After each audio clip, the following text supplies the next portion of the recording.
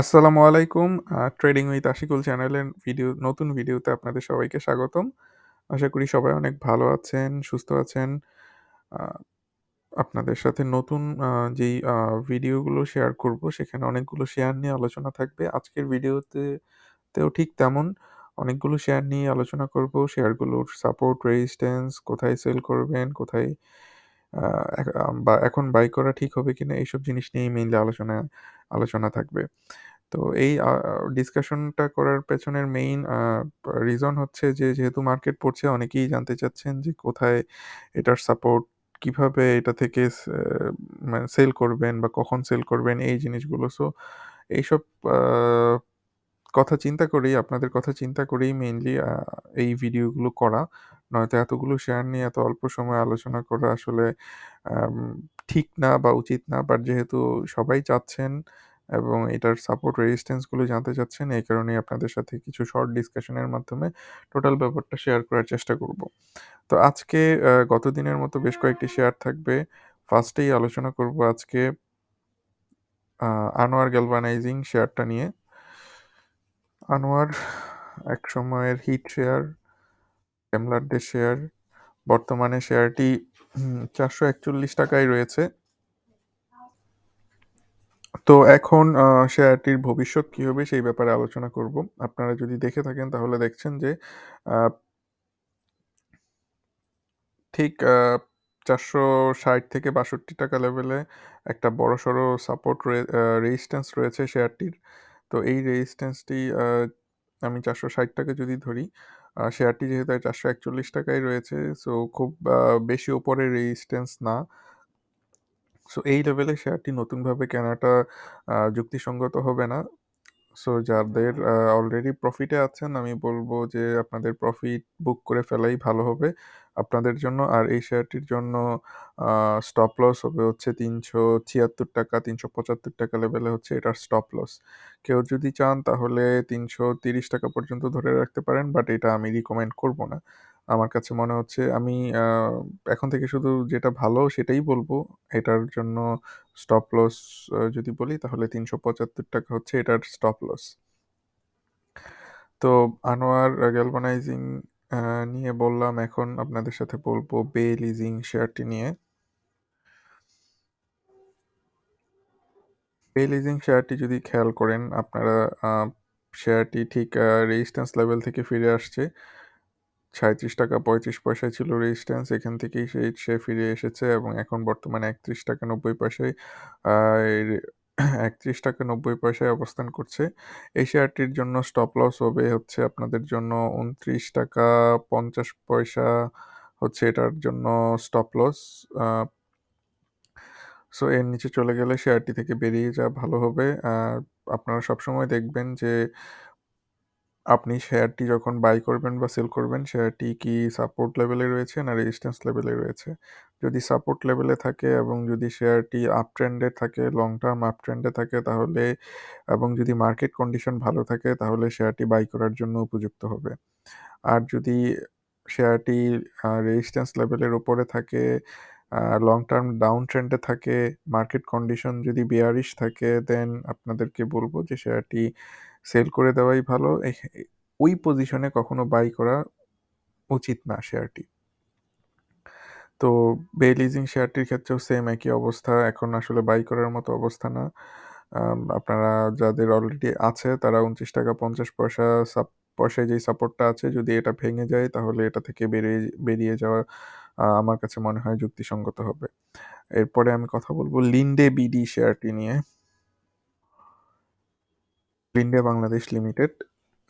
তো এনালাইসিস অনুযায়ী শেয়ারটির প্রায় ৳২,১০০ বা ৳২০০ পর্যন্ত যাওয়ার কথা ছিল।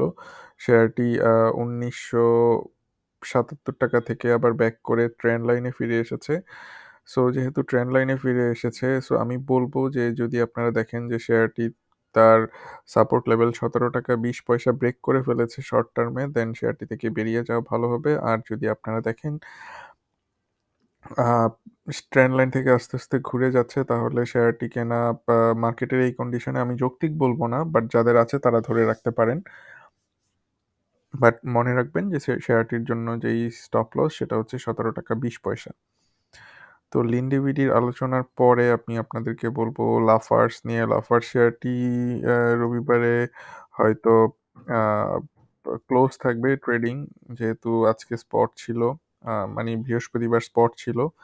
তো অ্যাজ ইউজুয়াল আমার আগের অ্যানালাইসিসটি ভ্যালিড। আপনারা যদি লাফার্জের অ্যানালাইসিস দেখতে যান তাহলে LHBL ট্রেডিং উইথ আশিকুল লিখে যদি ইউটিউবে সার্চ দেন তাহলে পেয়ে যাবেন। দেখে আসতে পারেন ওই ভিডিওটিও। আর বর্তমানে যদি আমি শর্ট একটা সাজেশন দিয়ে থাকি তাহলে সেটা হবে হচ্ছে 84 টাকার ওপর পর্যন্ত না যাওয়া পর্যন্ত আমি এই শেয়ারটিকে বাই লেভেলে এসেছে বলে মনে করব না। এই শেয়ারটি থেকে আসলে 84-85 টাকার উপরে না যাওয়া পর্যন্ত আমার কাছে এটা বিয়ারিশ সেন্টিমেন্টের একটা শেয়ার মনে হচ্ছে এবং মনে হতে থাকবে। যদি কখনো এই সেন্টিমেন্টটা চেঞ্জ হয় মনে করি, বা হচ্ছে শেয়ারটি 84 টাকার উপরে গিয়ে সাপোর্ট পায়, দেন আমি আপনাদেরকে আবার জানিয়ে দিব। তো আপাতত বলবো যে শেয়ারটি যাদের রয়েছে তারা এটাতে স্টপ লস সেট করতে পারেন আহ,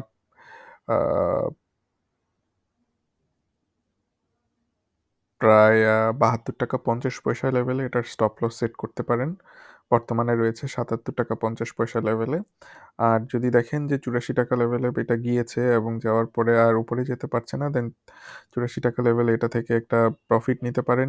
যদি 84 টাকার উপরে আপনাদেরকে যাওয়ার পরে শেয়ারটি সাপোর্ট পেয়ে যায়, দেন দরকার হয় আবার নতুনভাবে এন্ট্রি নিতে পারবেন শেয়ারটিতে। তো এই ছিল লাফার্জ নিয়ে আলোচনা। তো এখন আমি আপনাদের সাথে কথা বলবো অ্যাপেক্স ফুডস নিয়ে। গতকাল বলেছিলাম অ্যাপেক্স ফুটওয়্যার নিয়ে, আজকে হচ্ছে অ্যাপেক্স ফুডস নিয়ে যদি বলি। শেয়ারটি লো পেইড আপ শেয়ার এবং আপ ট্রেন্ডে রয়েছে। আপ ট্রেন্ডটা হয়তো অনেকটুকু পর্যন্ত কন্টিনিউ করার কথা, এবং বেশ কতটুকু করেও ফেলেছে। যদি আমি শেয়ারটির টার্গেট বিবেচনা করি, টার্গেট খুঁজতে যাই তাহলে বলবো যে আহ, শেয়ারটি হয়তো 265 টাকা পর্যন্ত যেতে পারে। বাট আমরা উইকলি চার্টে দেখব যে শেয়ারটি আসলে ঠিক কত টাকা পর্যন্ত যাবে। উইকলি চার্ট থেকে আমরা দেখছি শেয়ারটি প্রায় 250 টাকা লেভেলে শেয়ারটির বেশ বড়সড় রকমের একটা রেজিস্ট্যান্স রয়েছে। আমি আপনাদেরকে বলবো যে অ্যাপেক্স ফুড শেয়ারটি 245 টাকা থেকে 50 টাকার ভেতরে সেল করে দিতে পারবেন। বর্তমানে কেউ কিনতে যাবেন না শেয়ারটি। এটা আসলে এত উপরে চলে গিয়েছে, এটাতে যদি এন্ট্রি নেন তাহলে আপনার রিস্ক অনেক বেশি হয়ে যাবে। এবং যাদের প্রফিটে থাকবে তারা হয়তো এখান থেকে আস্তে আস্তে প্রফিট টেক করতে পারেন। বাট আলটিমেটলি এটার রেজিস্ট্যান্স হচ্ছে 245 থেকে 250 টাকা পর্যন্ত। এই পজিশনে যদি যায় দেখেন তাহলে আপনাদের অবশ্যই উচিত হবে এখান থেকে প্রফিট বের করে ফেলা। তো অ্যাপেক্স ফুডের পরে আমি আপনাদের সাথে কথা বলবো ডেল্টা লাইফ নিয়ে। ডেল্টা লাইফ নিয়ে অনেকেই হয়তো আটকা পড়েছেন। আপনারা আটকা পড়ার পেছনের একটাই কারণ, অনেক ভালো করেছিল শেয়ারটি, দেন এখান থেকে অনেক বড় একটা ডাউন ট্রেন্ডে চলে আসছে। সো যারা কোশ্চেন করেছেন ডেল্টা লাইফ নিয়ে তাদেরকে বলবো যে শেয়ারটি 200 ডে মুভিং অ্যাভারেজের ওপরে রয়েছে এবং খুব কাছাকাছি রয়েছে। 200 ডে মুভিং অ্যাভারেজটা হয়তো 160 টাকায় একটা সাপোর্ট দিবে শেয়ারটিকে। আপনারা যদি 158 থেকে 160 টাকার ভেতরে শেয়ারটি কিনেন এবং একটা স্টপ লস সেট করেন হচ্ছে 155 টাকা লেভেলে, একটু ভালোভাবে খেয়াল করবেন। যদি আপনারা 158 থেকে 160 টাকা লেভেলের ভিতরে শেয়ারটি কিনেন এবং এটা স্টপ লস যদি সেট করেন 155 টাকা লেভেলে, দেন স্টপ লসটা সেট করলেন 158 টাকা থেকে 160 টাকায় কেনার পরে আপনি দেখছেন শেয়ারটি কি করছে। যদি আপনারা দেখেন শেয়ারটি আপ ট্রেন্ডে যাচ্ছে তাহলে আপনাদের উচিত হবে 184-185 টাকায় শেয়ারটি সেল করে ফেলা। একটা কুইক প্রফিট হয়তো আপনারা এখান থেকে পেতে পারেন।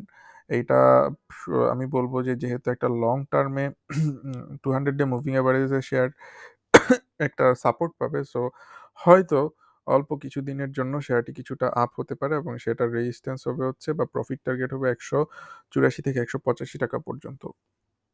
তো ডেল্টা লাইফ নিয়ে এই ছিল আজকের আলোচনা। অনেকগুলো শেয়ার নিয়ে আলোচনা করলাম। আহ, এইগুলো আলোচনার পেছনে একটাই কারণ, আলোচনার মান আমি জানি না কতটুকু, আমার নিজের কাছেই আমার ভিডিও কোয়ালিটি অত ভালো মনে হচ্ছে না, কারণ এতগুলো শেয়ার নিয়ে একসাথে যদি আলোচনা করি আমি অনেক গুরুত্বপূর্ণ ইনফরমেশন বুঝিয়ে বলতে পারবো না আপনাদেরকে, জাস্ট শুধু মেইন পয়েন্টগুলো আপনাদেরকে বললাম। আহ, তারপরেও আমি চেষ্টা করলাম যতটুকু কারেক্ট ইনফরমেশন দেওয়া যায় আপনাদের সাথে শেয়ার করতে। যেহেতু মার্কেট পড়ছে সো হয়তো অনেকে টেনশনে থাকবেন। আপনাদের টেনশনে করার যদি টেনশন থেকে থাকে, এই শেয়ারগুলো যদি থেকে থাকে তাহলে ভিডিওটি আবার দেখুন এবং কোথায়, কোথায় স্টপ লস, কোথায়, কোথায় আমি প্রফিট টার্গেট বলেছি সেই জিনিসটুকু দেখে যদি বাই সেল করেন তাহলে আপনার পুঁজি আমি বলব যে 100% নিরাপদ থাকবে। তো সবার জন্য শুভকামনা থাকলো। সবার ট্রেডিং লাইফ ভালো কাটুক, সবার পোর্টফোলিও প্লাস হোক সেই শুভকামনায় জানিয়ে শেষ করছি আজকেই এবং নেক্সট দিনের ভিডিও দেখার জন্য আমন্ত্রণ রইলো। ধন্যবাদ সবাইকে। ভালো থাকবেন।